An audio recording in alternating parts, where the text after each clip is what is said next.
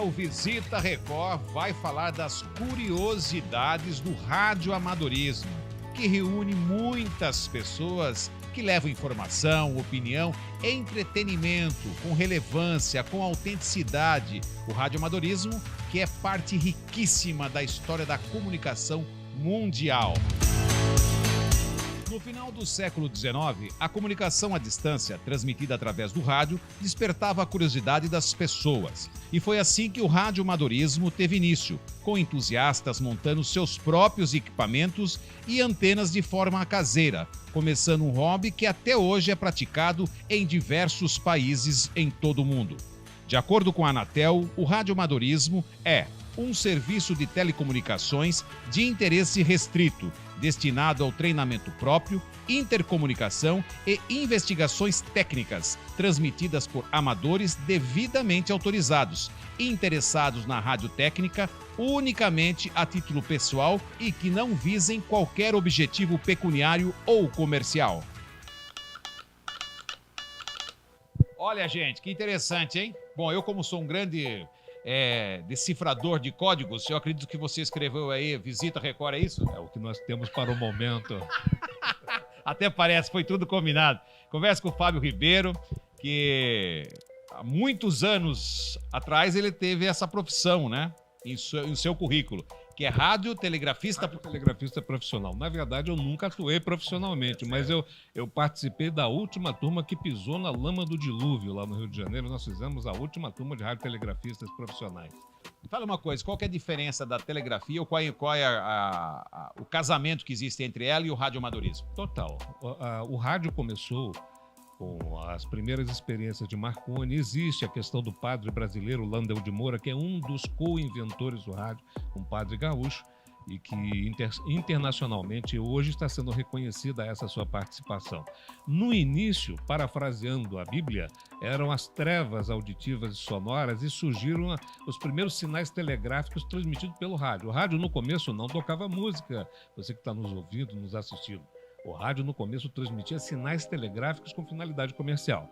O rádio só começou a tocar música na véspera de Natal de 1921, quando um canadense fez uma experiência lá em Nova York, e aquelas estações que ficavam a bordo dos navios começaram a ouvir aquela música natalina tocada ao violino, e foi a primeira vez que o som e a voz humana foi ao ar através da experiência do Faderson, que era um técnico canadense, um técnico também radioamador. Tudo muito interessante, inclusive, o radioamadorismo, através do próprio telégrafo também, eu acredito, não sei, o Fábio vai explicar pra gente, teve uma importância muito grande na questão do Titanic.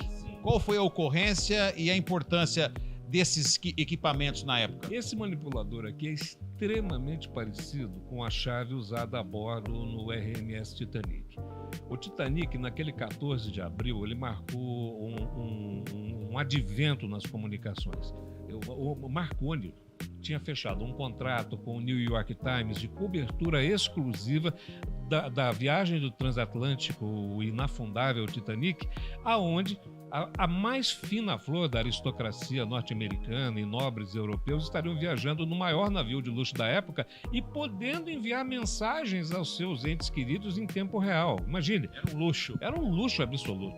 E havia a mais moderna estação telegráfica a bordo da empresa Marconi. Acontece que os dois operadores da estação estavam sobrecarregados, porque imagina aquele monte de gente deslumbrada com aquilo, e eles passavam o dia inteiro mandando mensagem: mamãe, estou no meio do Atlântico, mamãe, eu estou não sei aonde, e tal, estou tomando uísque aqui, nós estamos no meio do Oceano Atlântico. Muito bem. Coitado do radiotelegrafista. Aí o que aconteceu? Quando naquela noite de 14, porque o naufrágio ele durou de 14 até o dia 15, ele virou a madrugada. O navio ele acabou de afundar mesmo, faltando poucas horas para o amanhecer, quando ele realmente foi totalmente a pique. Acontece que aquelas águas eram muito geladas e o que matou realmente foi hipotermia. Alguns fatores interessantes. Havia o contrato de exclusividade de cobertura do New York Times, como as emissoras fazem hoje em dia. Colonismo social, de certo, né? Para mostrar os milionários a bordo. Exatamente. Aí o que aconteceu? Não dá para segurar o vento.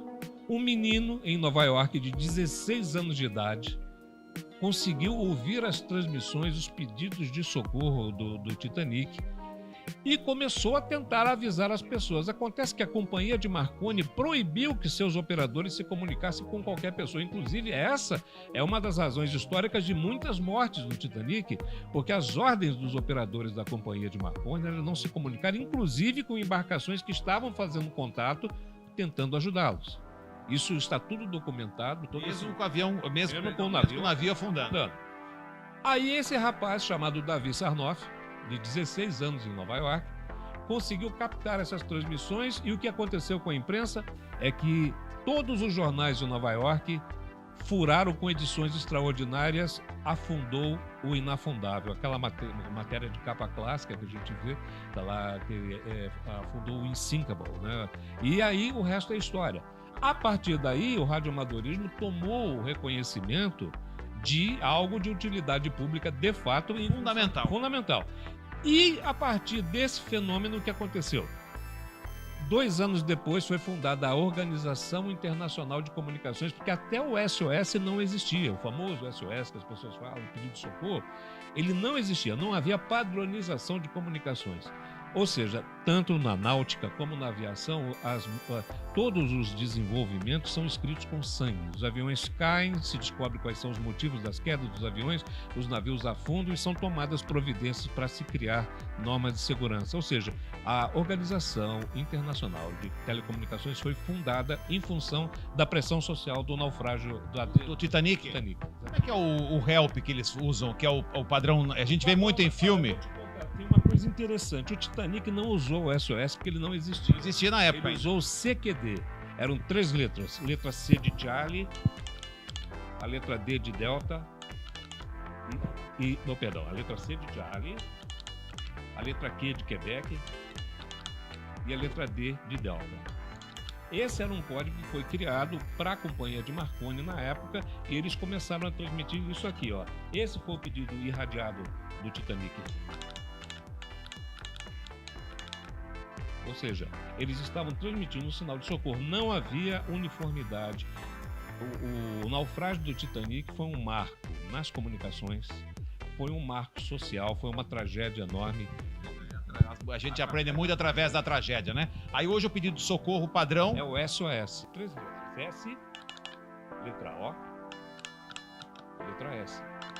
Então, juntas, elas são como na música, ligadas por uma fermata. Elas não são separadas, elas são unidas assim, ó.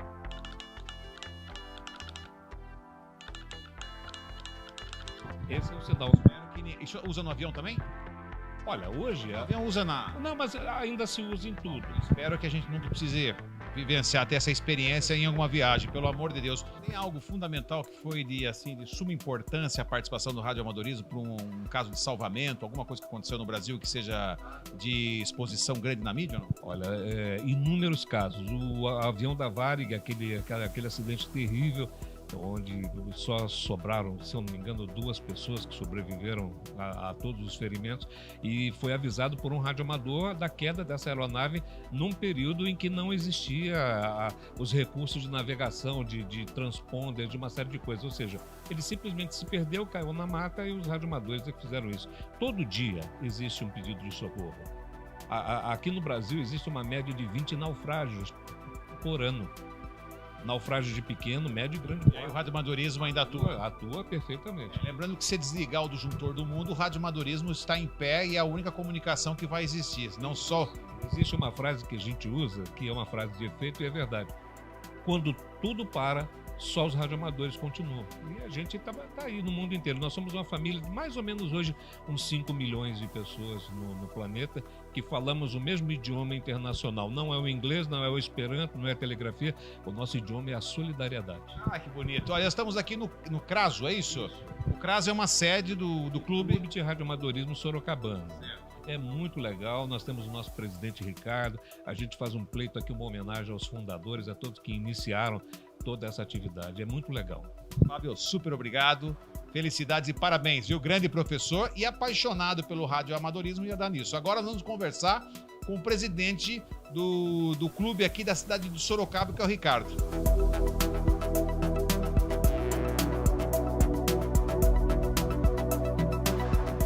Ricardo de Paula Santos é presidente do CRASO aqui, vai explicar quanto tempo tem o clube aqui de Sorocaba e quantos membros fazem parte desse clube. Já é antigo, que eu sei. Sim, o clube existe há 48 anos. É mais velho que eu. Exatamente, passou por diversas gerações. Na atualidade eu sou o presidente do clube e o clube tem uma importância muito grande para nós aqui da cidade de Sorocaba por conseguir unir as pessoas que são apaixonadas por tecnologia. E quantos membros tem? Aproximadamente 42 membros. É bastante, né?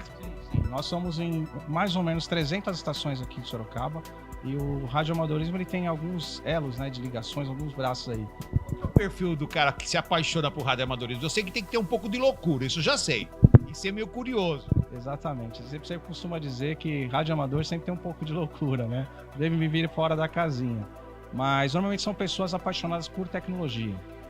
Pessoas que trabalham com informática, membros ligados à área de eletrônica, eletricidade. O que agrega para o radioamador que faz parte dessa comunidade mundial?